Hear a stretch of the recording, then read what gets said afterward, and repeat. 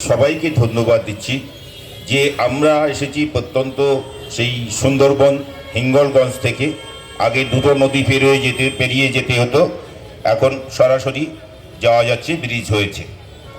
তো আমি সুশান্ত ঘোষ, আল্লাদি ফাউন্ডেশন আমার সংস্থার নাম।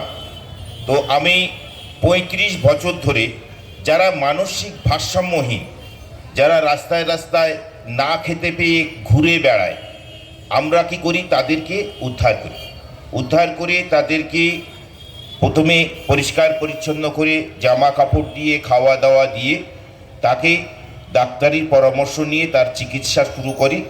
তারপরে সে হয়তো একটা গ্রামের নাম বলতে পারলো, বাস ওইটুকু ধরে আমরা গুগল সার্চ করে বিভিন্ন জায়গায় খোঁজ খবর নিয়ে তার বাড়িতে পাঠাতে পারি।